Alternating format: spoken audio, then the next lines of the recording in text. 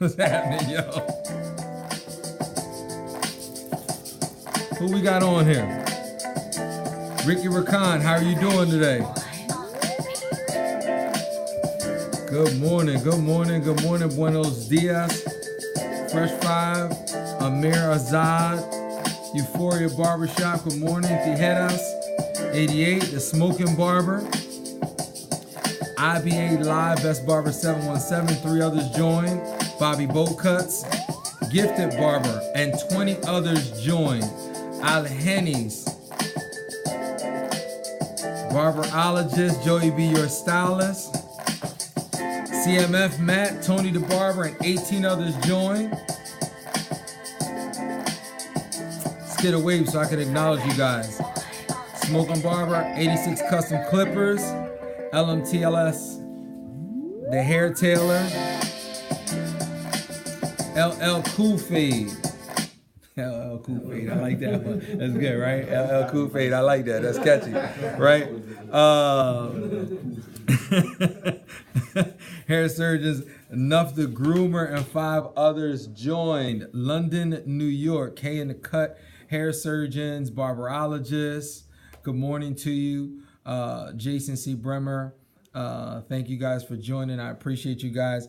Guys, what I would like for you to do is, if you enjoy this, you like this feed, there is a little paper plane at the bottom. Hit the arrow, send it to a couple people in your DM so other people can join. We do have a lot of people on there, and I appreciate everyone who does join. But I've been getting so much direct messages, feedbacks, personal text messages saying that I think more people need to hear what you're doing. I think more people need to hear what you're doing. I think more people need to hear what you're doing. You're helping out with not just barbering, but also in life. And if there's any way I can help, this is what they're telling me. If there's any way I can help, let me know what I can do. And the only thing I ask is that you share it. I'm not asking you for any money. I'm not asking anything from you. Just if you just hit the share button and share with other people so other people can get what you guys are receiving on a weekly basis, what the students here are receiving on a weekly basis, and in most cases on a daily basis at different levels. But I just want to ask if you would just hit the share button to send it out there to let people know. I want to share a couple things today. One, we've been talking about this whole igniting potential, and we've been talking about how do you invest in somebody to help build them up, to position them so you can position yourself to grow, and as you grow, you continue to open doors and pull people on. Now you all know that there's a season for everything, and not in every case the people you start with you finish with. Like, I get that. I understand it. It's a preach, teach, release sort of mentality or understanding. I don't expect that when I hire a barber that they stay with me forever. I don't expect that when we enroll a student that they stay forever. Now, it is nice when you have those rare cases like Ox and Idamar that they've graduated through the program. They went and experienced barbering out in the field. They got their manager's license, came back to school, and Idamar said, I can't tell you why I first started the program, but I can tell you why I came back. He said, I can tell you why I came back because the experience I received as a student was amazing, that I wanted to come back and be able to give and be a part of what happened for me the first time I was here. So these are things that we're talking about giving, we're talking about being thankful. And so how do you ignite someone's potential to have that sort of mentality or that mindset? What is it that you did? What is it that you can do? How can you contribute to their life in a way that they want to come back and be a part of whatever it is you're doing? So they want to align themselves with you. And so that as you're growing, they're growing, opportunities, relationships continue to evolve, and it continues to happen. I remember when the Pradadon first came to our school, he tricked me. He came in with somebody and they walked around the school, did a tour. He didn't tell me he was a teacher. He basically was just like, I'm here with them. They're supporting them. They want to take the tour to go to school. So it was at the end of the tour. I spent about a half hour, 40 minutes with them. And they like, yeah, I'm a teacher. I also am a proctor. And I work for the state. I'm like, okay, well, listen, and he said, I actually came down here because I've been testing your students and your students are passing at a high level. And I want to be a part of that. And so what is it that you're doing and how are you impacting people's lives to create that sort of connection through word of mouth? And so I got a student that I do want to talk a little bit about before I get into my actual lesson. And Joe Shaw. And I know a lot of the students around here see Joe as Joe's like the the young gun. You know, he's the guy that came in here, guns blazing. But he works hard too. It's not like he's just already talented. But I want to say a little bit about him. Met him through Instagram and social media. He contacted the school. He was moving from San Diego, California, and said, I'm moving to the East Coast, and I want to be at this particular school because I love what I see on social media. I love what the school is doing. And I don't know Tyreek, and I don't know anything about him, and I don't know anything really about your school other than what I'm seeing and experiencing. And I want to be a part of that. Now, he already had cut experience. So when he came, he was at a shop. He was watching YouTube videos while he was on the ocean, in the military. And so he learned how to cut through YouTube. And then he, so some people would say, well, he could have just did an apprenticeship and got his license. Let me tell you what happened. He traveled across the country, documented. Not only did he document it, he then bought a house in New Jersey. And we're in Philadelphia, right outside of Philadelphia. And when he moved to New Jersey, he checked the school and was like, oh my gosh, it's a little further than what I thought. But he said, I still wanted to go to that school. So he took the drive and said, it's not that bad. I think I can make it. And he decided to sign up to our school. Since he has signed up, he's won 2 competitions. He got picked up by the company crew, right? And some would say, well, he could have just went to an apprenticeship program. He already could cut. What I can say, I'm sure that there were some days that he regretted the drive. I'm also sure that there were some days that he was like, man, I'm so glad that I took an opportunity to start at this school because of the different things that have happened for me. Not only that, I know that there were times that when we would go over detailed things, stuff that he wouldn't pick up on YouTube, stuff that he can't ask somebody on a video by watching it while he was in the ocean and say, I don't get that part. I missed this little segment, that he said, man, that right there was crucial. I needed that little piece. That has taken my haircuts to the next level.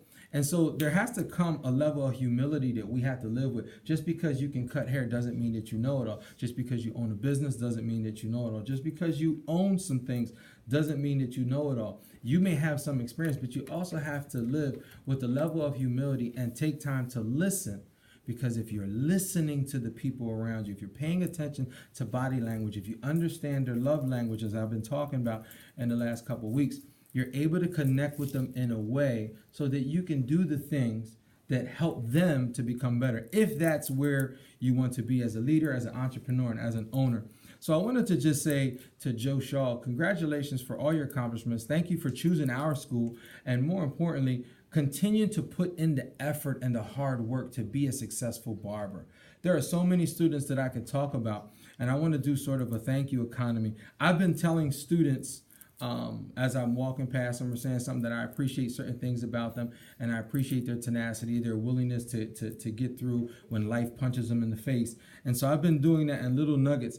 But last week we talked a little bit about igniting potential and understanding your team. Yesterday we had Credit Carl come in, and if you didn't get a chance to check that live feed, I would advise that you go back. It'll be up until 10:30. At 10:30, 11 o'clock, it's going to be gone.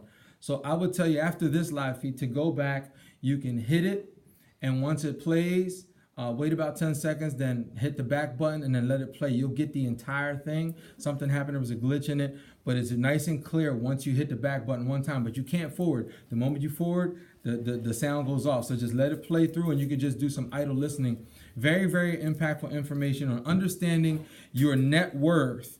And one of the things I would advise that you follow Credit Carl.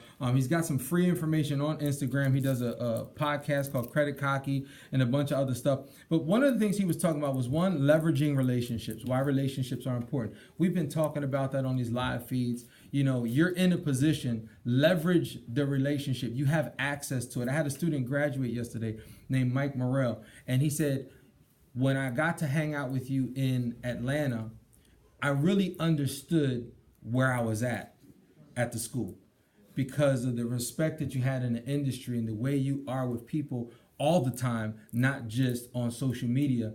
And I'm so grateful that I have access to you, that I can tap into you, that I can call you and text you and pick your brain, or just sit down and have lunch with you and break bread. And I don't think that a lot of people realize the opportunity that they have when it's sitting right in front of them.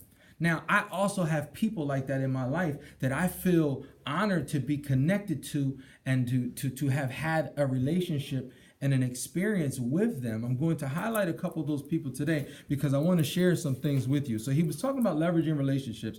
He also talked about igniting potential. If I can teach the people around me, my team, my core people, I can grow my business. We all can grow, and I can position myself to create a stronger net worth.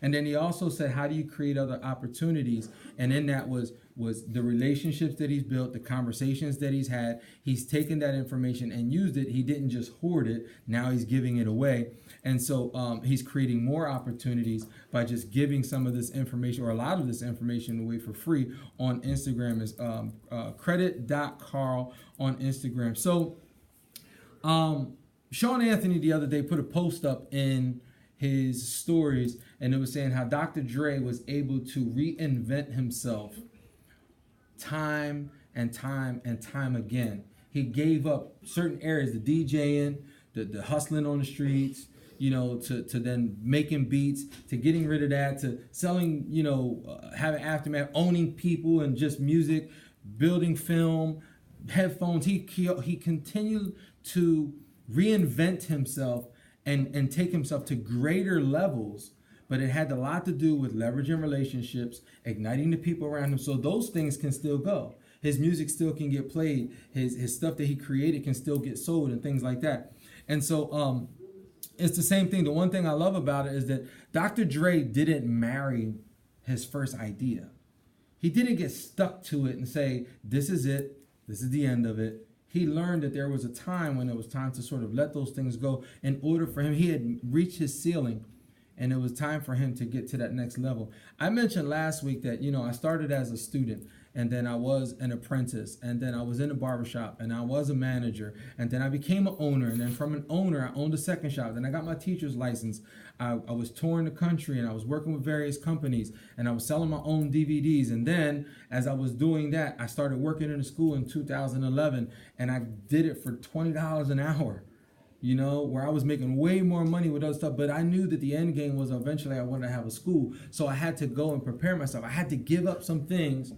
And I didn't marry the first idea of just staying a student, or marry the idea of I just want to cut behind a chair, or marry the idea. My goal, and I did put it in my stories today, the newspaper article when I went to school that I said one day I wanted to be a teacher, and this was in 1996 while I was in cosmetology school. It's in my stories now. So when you want to go see it, the article's there. I put it up. And it's important that I'm sharing this with you because it was a self-fulfilling prophecy that this is what I wanted to do. And I positioned myself.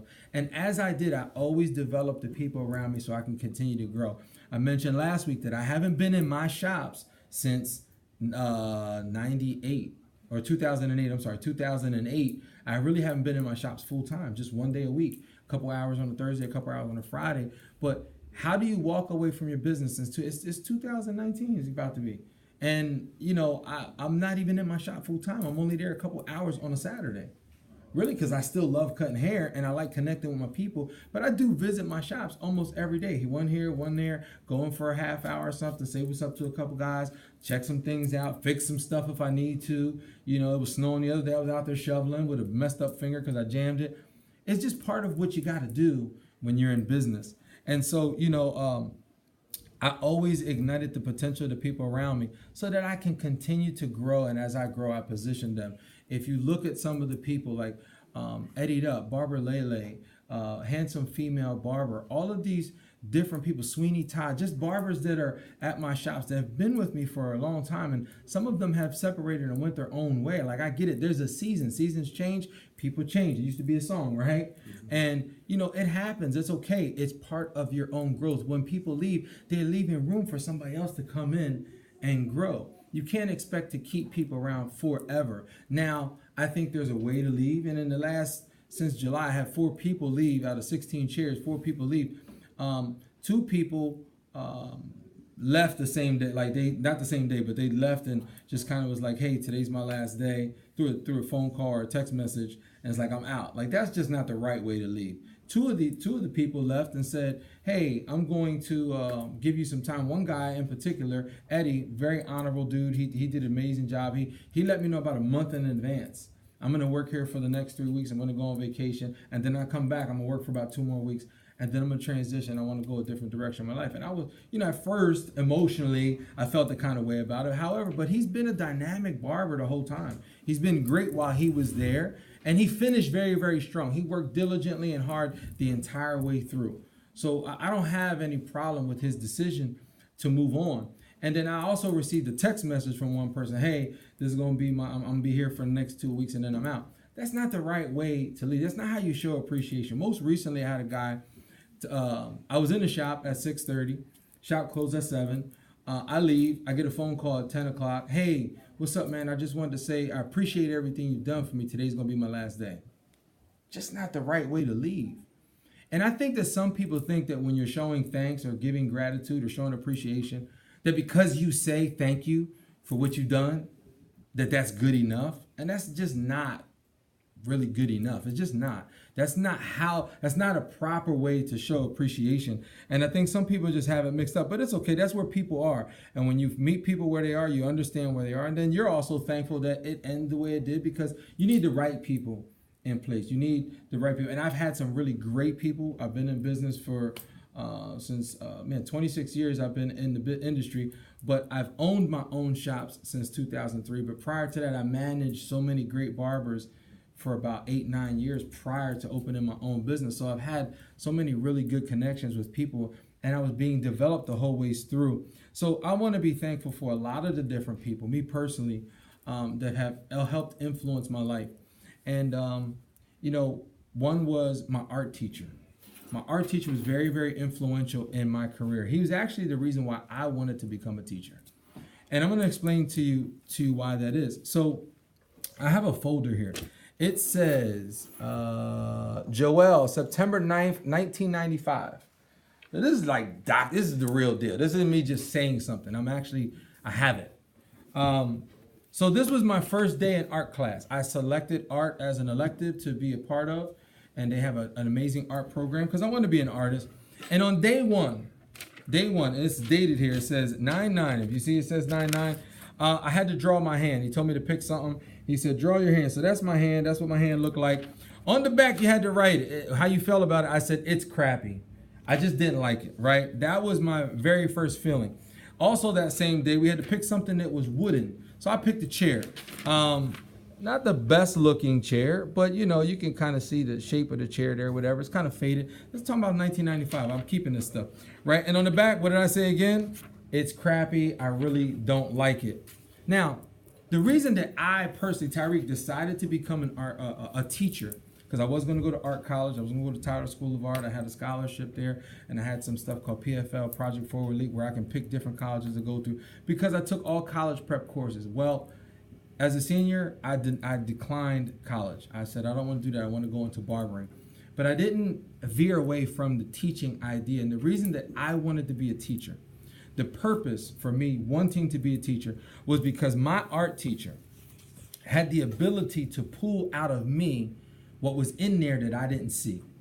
He had the ability to see. He had foresight. He could look at someone and say, you know what? I can work with your little bit of talent. I can see that you got some sort of potential, and I can make something happen. And we did a couple exercises. Now I will tell you, I'm going to give you some serious numbers. I had art class for 3 days a week, Monday, Wednesday, and Friday, for 1 hour a day. That's not a lot. You're talking about 3 hours in 1 week. In 2 weeks, September the 18th, he asked me to draw my hand again. It's dated September the 18th, okay? This is what my hand looked like in 2 weeks.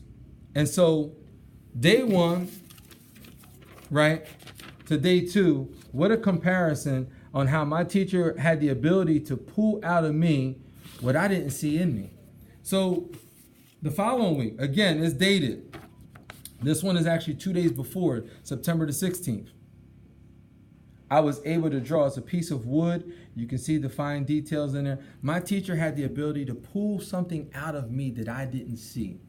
So I said, I think I also have that ability. I was a skateboarder, and I used to help the kids in the neighborhood, keep them out of trouble. Let's ride skateboards. And then when I did other things and fishing. We take the kids fishing or we go fishing. I teach them how to hook the hook and how to tie it and how to get it untangled and fix their fish. Just so many different things. And I was able to help people get to greater levels at an early age. And I said, I think that's something that I want to be able to do. Now, I didn't know how to speak, right? I didn't know how to speak. I was just, I'm just being me, hood kid, grew up in the hood, just didn't know how. I didn't have all the right skills that I thought, but I know I wanted to teach. And so I said, I think I have that ability. So it's really about positioning yourself and understanding who you are, self-awareness, so that you can position yourself in the right place. I'm going to get somewhere with this in a second. So that was one of the reasons why I decided to be an instructor, is because I wanted to exercise my gifts that I thought I had, and I needed to position myself so that I can use the gifts to benefit other people. That's what teachers do. They sacrifice their time to develop other people and then bring them to a better place of understanding or help them to the next level.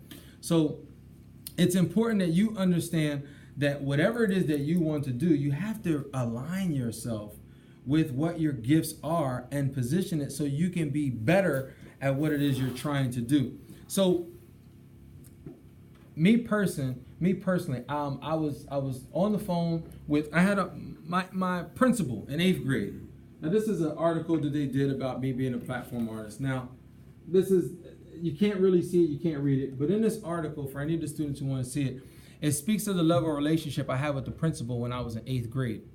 Now most people don't want to be friends with their principal in 8th grade, but this was my absolute best friend. And this is important because I still have their phone number. I still reach out to them. I still connect with them on a regular basis. As a matter of fact, a guy who I saw as a mentor of mine, who was a client that became a mentor, and now I call him like my uncle, I developed a relationship with him. I had no idea the connection between the two. And sometimes you're the threshold for somebody else's breakthrough. You're the doorway to help somebody get from point A to point B. This was a client I had years ago. I had an 8th grade teacher, when I was in 7th grade, I had a principal that I was connected to. Years later, I'm talking, I was probably about 30 years old, maybe 32. And I was taking a trip and I went to go see my uncle in Virginia. While I was in Virginia, I got a call from my principal. Hey, how you doing, babes? And I was like, man, you just know everybody. And she said, what's up? And I said, I'm sitting across from my Uncle John, and I had mentioned how much influence you had on my life. And I was just in this place that I just wanted to show appreciation to all the people who deposited into me. So it was my bosses, my owners, my teachers, the principal, anybody that had a level of influence. I was just reaching out to them.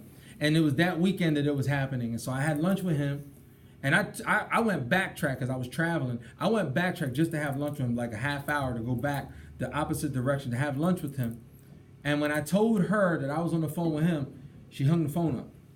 I just thought it was a delay. What I found out later is that they actually loved each other. And they haven't seen each other in years.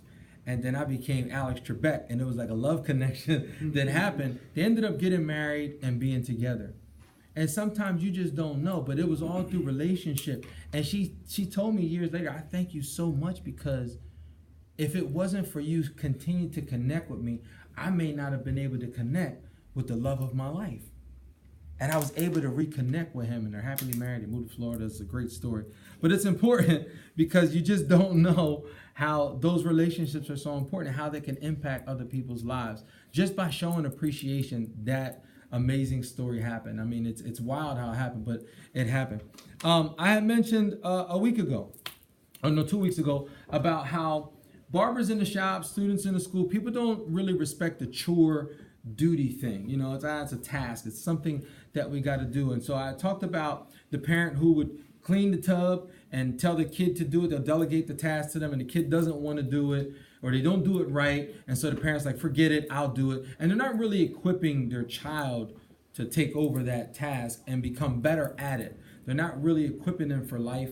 They're just saying, forget it, I'll fix it. And when you begin to put Band-Aids on stuff, they don't really know how to heal or how to fix those things properly and do them. So they don't become the good cooks. They don't know how to be self-sufficient. Their house becomes a mess. And when you go visit them as they get older, you will know why their house is a mess, because you didn't take the time to really develop them and position them to learn how to be self-sufficient and be reliable to themselves and their own skill and ability than have to rely on somebody else to do it for them. I had a student last year who was here. He was about 28 years old. He said his mom still did his laundry. I thought it was crazy that his mom still did his laundry. Remember this guy?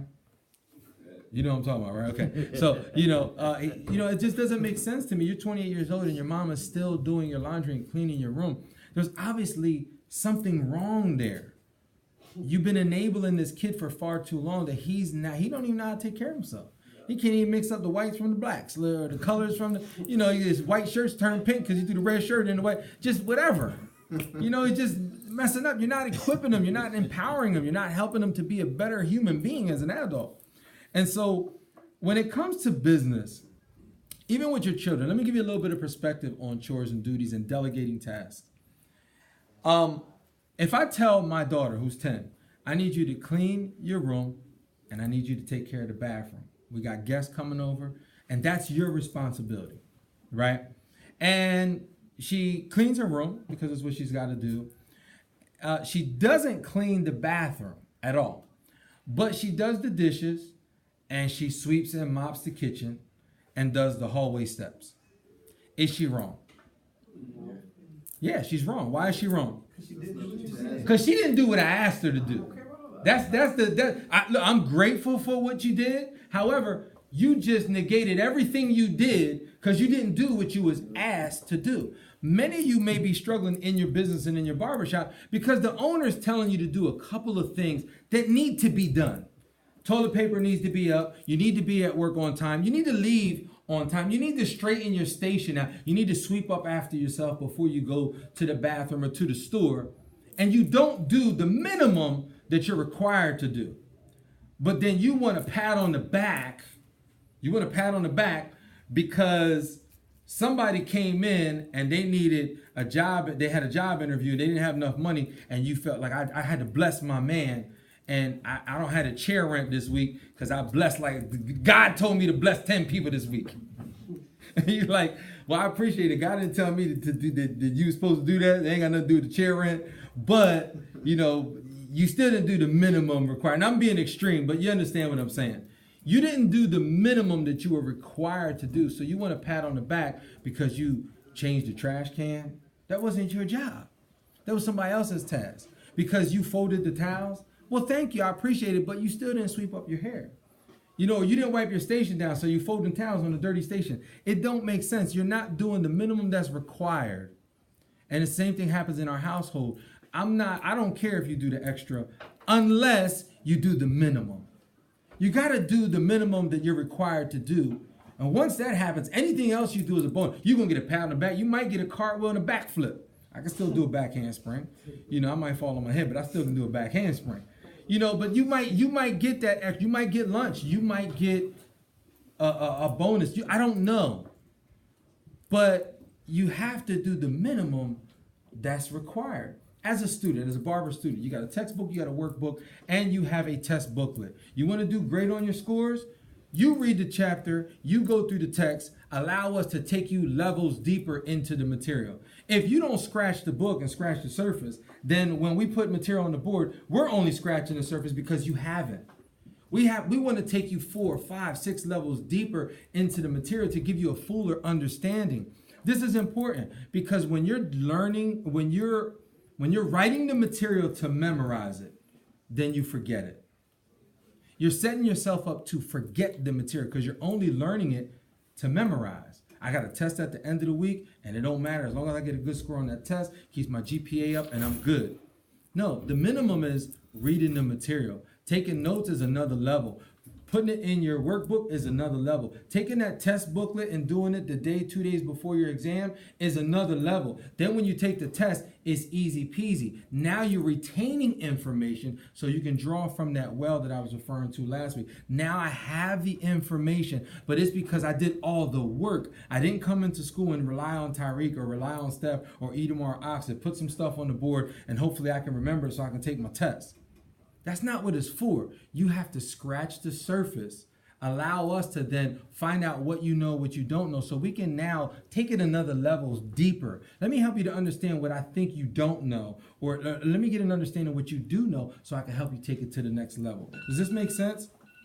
Don't worry about that, it's just a little alarm. So it's important that you not only do what's asked to do, but that's the minimum. What are you asked to do? Show up on time, do your job, leave. That's the minimum. Clean up after yourself, keep your station clean, wear your uniform, little simple stuff like that in school. At work, different things, but each person has a minimum, and people need to understand that there is a minimum that needs to be required. I spoke to an owner in New York. She just opened a shop. It's her first time. Her name's January, great girl. She opened up a shop. She said, Tariq, man, I got a new person in there and I'm struggling. And I said, what are you struggling with? She said, I love them. They're good people. I hired them. And I said, you know what? Let me tell you something. What do you feel? She said, I don't know. Should I let them go? Should I continue to work with them? What is the deal? This is management. This is igniting potential. This is developing people for your business. You can't just hire people and expect them to be all good, all knowing, and know how to do everything. You have to train them. You have to prepare them. And she said, you're making me understand at a different level now. I didn't realize this, because now you're owning for the first time. Now you understand what your owner went through when you worked for him. You're understanding at a greater level. You don't know what it's like until you actually do it. And in this case, I said, no, I don't think that you get rid of that person. That person, when you gave them the job, they probably cried. They probably went home and said, oh my God, I got the job. They probably just graduated from school or worked as an apprentice somewhere, and they came to you and you gave them a job. Now that they're in the job and they're working, they're excited about it, but you're frustrated that they're not at your level. They're not cutting with the same efficiency that you have. They're not cutting with the same amount of understanding and even situational awareness in the shop that you want them to have, but you haven't taken the time to develop them. This is where management comes into play. Now you build that person up. As you begin to build that person up, you find out their strengths and weaknesses, and you find out who in your shop can now manage that person. But you got to train the manager so you can manage the manager, so that manager can manage the staff and position them as you continue to grow. Not everybody's going to come in with the same level of work ethic.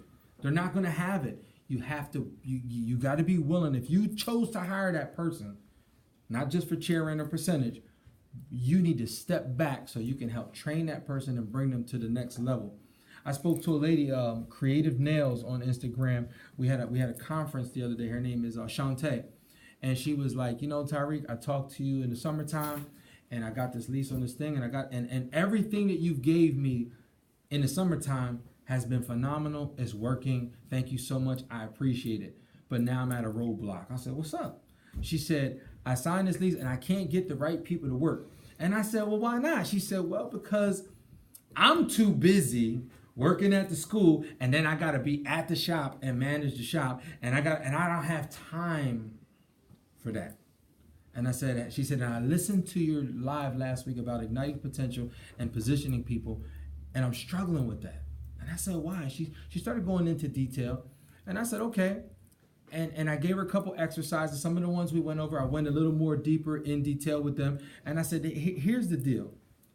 You have to identify who these people are. Is there anyone? And I started scratching. Eric likes to call it the scratch and sniff. If I scratch enough, the aroma starts to come out. So I started scratching her a little bit. And then she said, you know what? I think I have somebody. She said, I got somebody who works in HR. She's a manager of people. She's not working in a nail salon, but she absolutely loves doing nails. She was one of my students, graduated, but she's at another company and she's managing. I'm like, well, why you call me for? You got your manager right there. She said she actually wrote up all my policies and procedures and helped me develop my business part. I'm like, there's your manager. She said, I'm gonna call her as soon as we hang up. I said, you need to hang up with me now and call her immediately, because that is the key person that you need and help developing your business and getting it to the next level. Instead of you having to do all the work, you're gonna give up something in order for that to work. Igniting potential, building the people up around you. How is it that you show appreciation? And I asked her, she said, Tariq, I push people out of my life sometimes. I was like, what you mean? She said, I push people out of my life. You say the wrong thing, you rub me the wrong way, I'm done with you. I'm like, man, well, I get it. I kind of get that. I don't need negative energy I don't need that people in my life. Watch your mouth, boy. And I said, what do you mean by that? And she says to me, Tariq, I don't need if somebody says the wrong thing or does something the wrong way, I begin to cut people out of my life. And I'm like, why are you cutting people out of your life? You may not understand. That might be the one person who's going to develop you to the next person you need to be and help position you where you're trying to go in life. And you're going to cut that person out because they said the wrong thing. No, have a conversation. Hey, wait, let's talk about this. Let's figure this out. She said, I've really cut some people out of my life that I think would have been more beneficial to me in the now than they were then. So it's all about timing.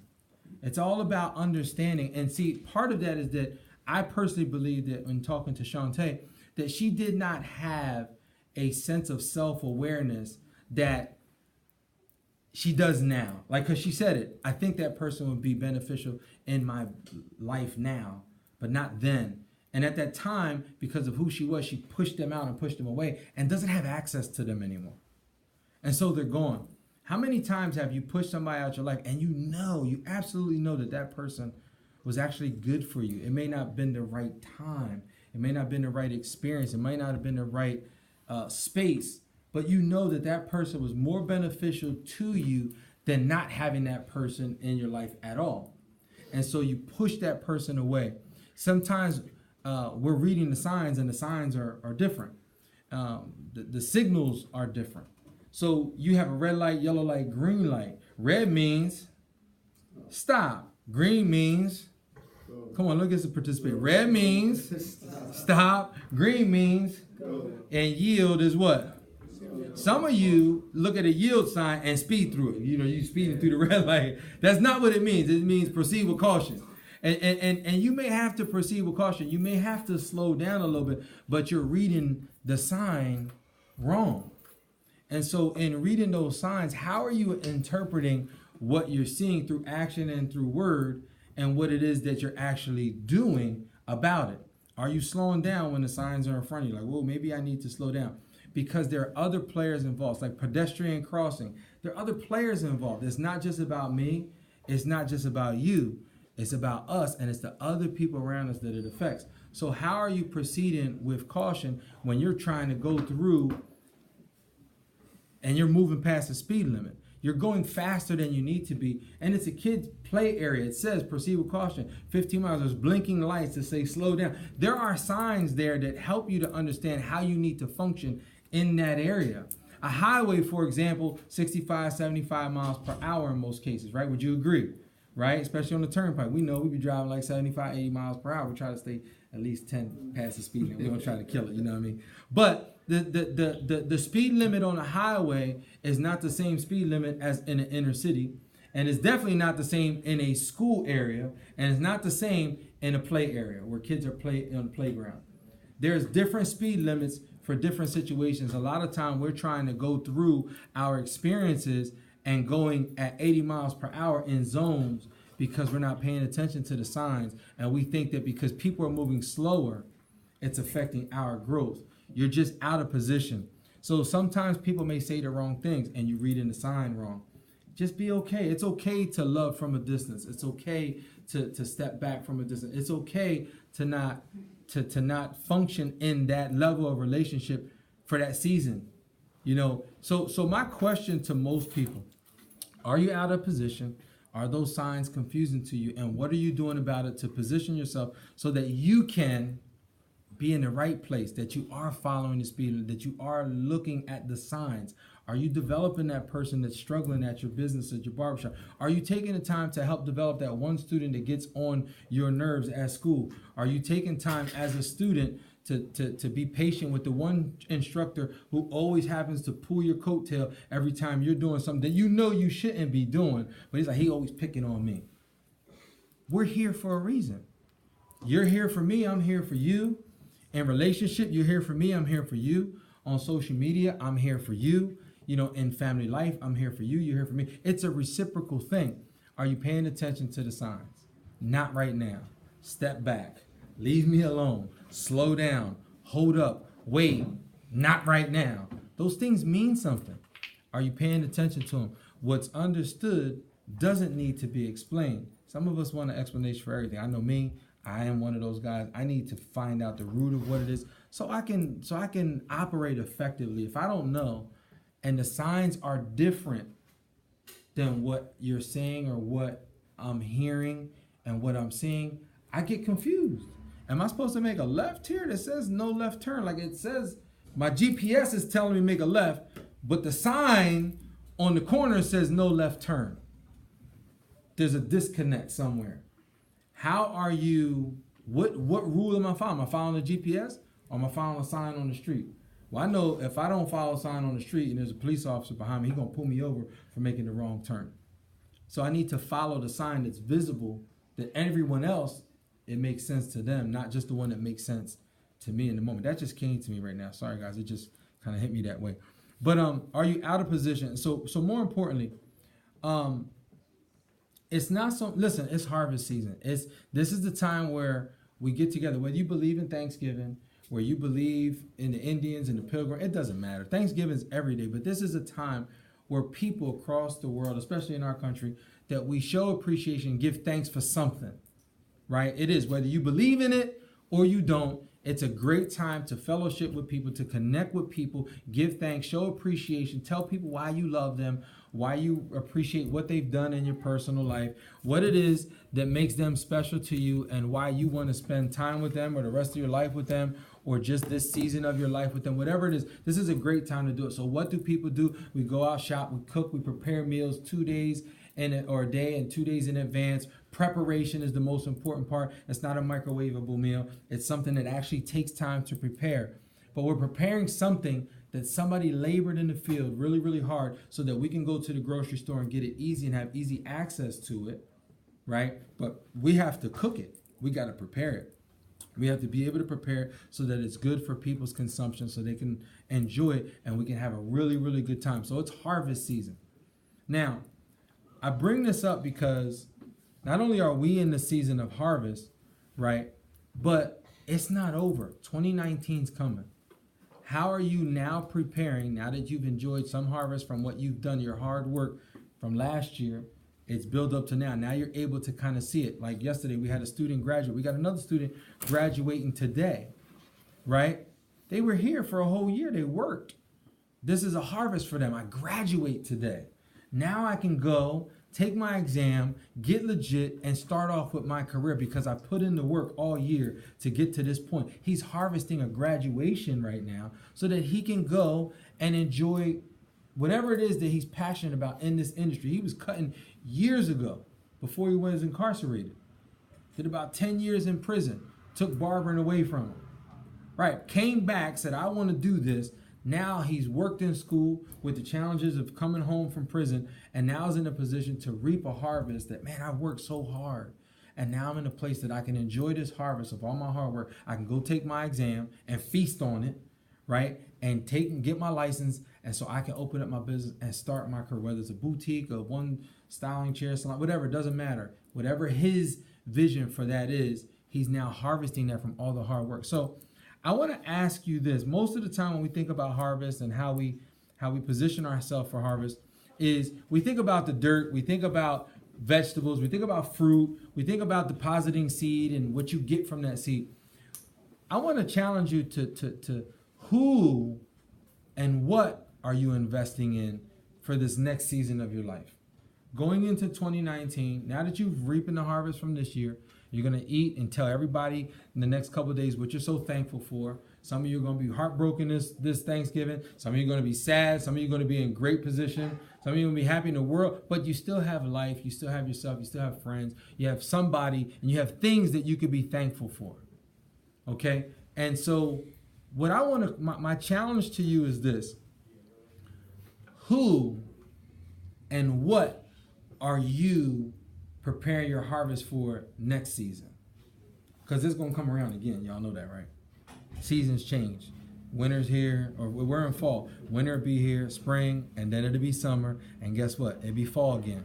It just happens that way. And so while you are in this place, are you preparing now for 2019? Who and what you're going to invest your time in and your energy as it pertains to your life, your career, and the next level or phase. Who and what? How are you investing in that person? And I'm talking about investing in them because there's a return with an investment, especially if it's the right investment. Okay, you want to make sure that who you're selecting to invest in your time, what it is that you're investing your time and energy in, and how you're going to do that is going to be crucial. I mentioned in the last couple of weeks that the five people around you are most influential in setting your mindset, your finances, and who you're going to be in the next 5 years. So think about who you're around, think about what it is that you're doing and how you're going to and who you're going to and what you're going to do to invest into 2019 so you can reap a good harvest in the next season of your life and your career. This is so important and so crucial because it's going to come. And then, you know, I was talking to a lady this morning. I was on a conference call, and she hit me up, and you was in that car, and she had said that her ex-husband or whatever came home from jail. They ain't no relation, ain't nothing. One said, hey, look, he came home from jail, and I thought that by having him move into my house would be a good thing because he hasn't been involved in his son's life. I don't want him, but I wanted him to be around his son. Like, he ain't never had no life with him in the first place, right? And she said it was a bad idea. I get that the heart was in the right place. I get that the intentions, I want you to be around your son. He didn't want to be around his son. He didn't know how to be around his son. And the son wasn't really receptive to that whole idea. I don't really know him. I'm happy with where we are right now. And so sometimes we're trying to force something, putting a box into a square or a square into a box, and it just doesn't fit right. So are you positioning yourself in the right, who are you investing in, why, and how you're going to do it? This is going to change what your 2019 will look like. I guarantee you that if you switch who you are. And she said, I keep running into the same type of people because you're in the same places, around the same people, doing the same things. You haven't repositioned. It's a 180, not a 360. It's a 180. You got to turn completely away from that thing and go the opposite direction. So it's really crucial that you understand that. You know, I'm going to be doing this live webinar and podcast for Tomb. I'll be down at Tomb 45 with Bazio and Josh O.P. And there were people saying, hey, Tariq, I want to join that webinar. I want to do a poll here live, and I also going to do one in my stories, but I want to know what you would like to hear. And I say that on my captions all the time, and not many people say a lot of stuff. I get a couple DMs. But would you, number one, want to hear more about developing your team and building a strong core of people that work for you and work around you to build a stronger organization? Or would you be more into, for some of you who want to teach and get into a position of teaching, say, hey, I would prefer to be in a position of teaching. I want to teach. I want to put myself in that position. If you want me to teach on development, put a 1 in the comments. If you are interested in me teaching you how to teach effectively and purposefully, then put a 2 in the comments. What I'm going to do is I'm going to put a poll up in my story, so please take the time to go ahead and do that. I will answer that, and that's exactly the class. Because I've been working on both of them, and I've been stuck. Like, which one? People are telling me they want to be teachers. People are saying, I need a stronger team. How can I do this? So I want to make sure that the audience who will be at Tampa, and if you can't make it to Tampa, I'm going to be doing a live webinar for my segment. So with my segment, if you can't travel, you can join the live webinar for my segment, but I want to know what you want to learn.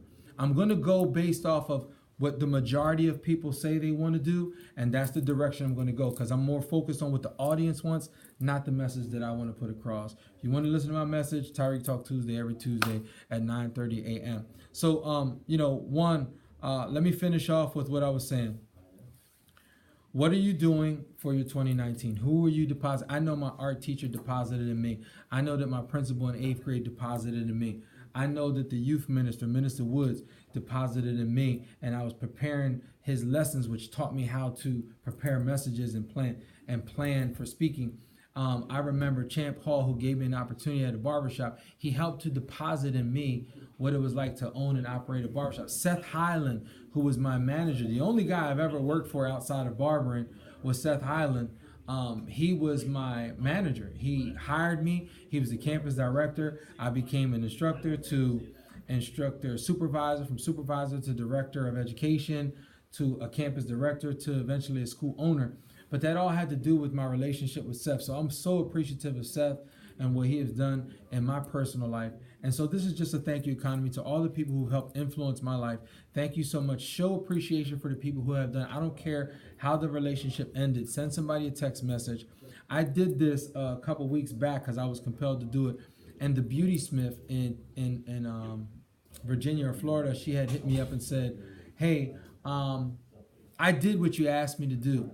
And it was a bad breakup at the shop. But the response I got from the owner brought me to tears, because they told me that I was the best stylist they had, that I was the top stylist they had. They didn't want to see me go.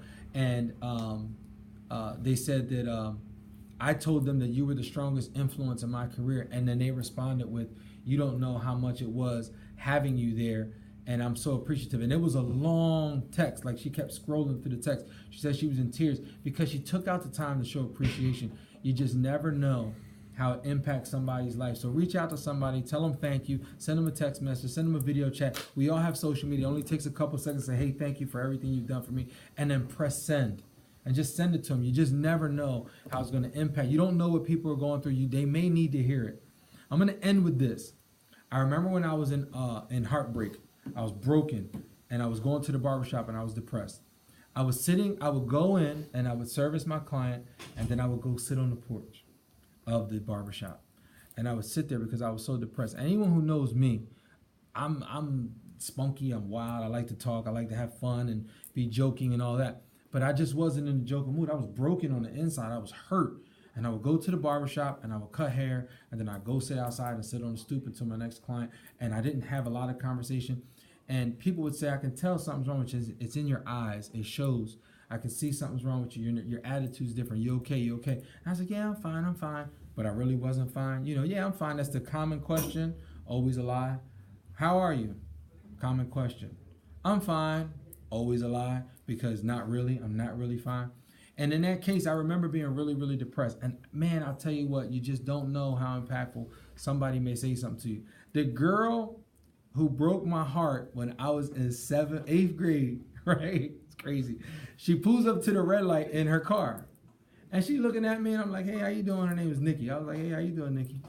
And I was brokenhearted by somebody else, right? But I'm sitting on the porch, and I look at her, and I'm just like, hey, I'm not even looking at her like that. I'm just, hey, how you doing? And she's just looking at me. She stops. And she looks again. Then she puts the window down. She says, I want to tell you, you was really a great guy. I'm so sorry I let you get away. And I just wanted to tell you, whatever you're doing, keep doing it. You look great. The light turned green, and she left. Let me tell you something. That helped me so much in that day, you don't even imagine. I didn't hook up with her. Nothing ever happened. She ended up getting married, whatever. It doesn't matter. But that day, those words of encouragement took me to it helped me to just get through another rough day. So you really don't know how your words can impact somebody's life. Just show appreciation to somebody. Tell them thank you. Share it with them. I'm telling you, you just never know how that. Don't be prideful. Just give it. Just share it. Send it to somebody and say thank you for just what you have done, good or bad. Thank you for what you've done in my life. Thank you for the opportunity you've created for me. Thank you for just being kind. Thank you for opening the door. Whatever. Give thanks, share it, show appreciation. Guys, I love you. I know it wasn't as many people on live feed. It's Thanksgiving weekend. Most people are in the barbershop chopping it up, getting that money. I know some of you guys are going to be watching this later on, and because it'll be up for 24 hours. Again, go back and check out the Credit Carl. If you didn't see it, it will be up. It's going to help you with your network. Thank you so much. I love you guys. I appreciate you. Have an amazing day. Remember, serve your needs by serving the needs of others. Please be a blessing to other people. And don't forget to give thanks and share it with somebody else who may need it. Love you guys. Have an amazing, amazing day.